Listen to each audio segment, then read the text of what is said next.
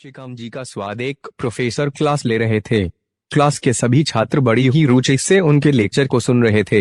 उनके पूछे गए सवालों के जवाब दे रहे थे। लेकिन उन छात्रों के बीच कक्षा में एक छात्र ऐसा भी था जो चुपचाप और गुमसुम बैठा हुआ था। प्रोफेसर ने पहले ही दिन उस छात्र को नोटिस कर लिया, लेकिन कुछ नहीं बोले। लेकिन जब 4 से 5 दिन तक ऐसा ही चला, तो उन्होंने उस छात्र को क्लास के बाद अपने केबिन में बुलवाया और पूछा, तुम हर समय उदास रहते हो, क्लास में अकेले और चुपचाप बैठे रहते हो, लेक्चर पर भी ध्यान नहीं देते, क्या बात है? कुछ परेशानी है क्या सर? वो छात्र कुछ हिचकिचाते हुए बोला, मेरे अतीत में कुछ ऐसा हुआ है जिसकी वजह से मैं परेशान रहता हूँ। समझ नहीं आता क्या करूँ। प्रोफेसर भले व्यक्ति थे। उन्होंने उस छात्र को शाम को अपने घर पर बुलवाया। शाम को जब छात्र प्रोफेसर के घर पहुंचा, तो प्रोफेसर ने उसे अंदर बुलाकर बैठाया। फिर स्वयं किचन में चले गए और शिकंजी बनाने लगे। उन्होंने जानबूझकर शिकंजी में ज्यादा नमक डाल दिया। फिर किचन से बाहर आकर शिकंजी का गिलास छात्र को देकर कहा, ये लो शिकंजी पियो। छात्र ने गिलास हाथ में लेकर जैसे ही एक घूंट लिया, अधिक नमक के स्वाद के कारण उसका मुंह अजीब सा बन गया। यह देख प्रोफेसर ने पूछा, क्या हुआ?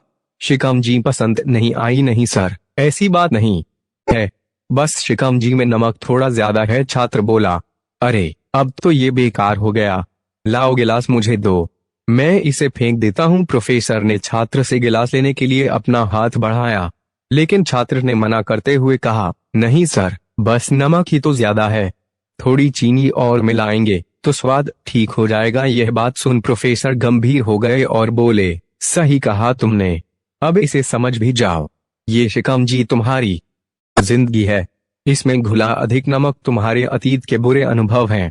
जैसे नमक को शिकंजी से बाहर नहीं निकाल सकते, वैसे ही उन बुरे अनुभवों को भी जीवन से अलग नहीं कर सकते।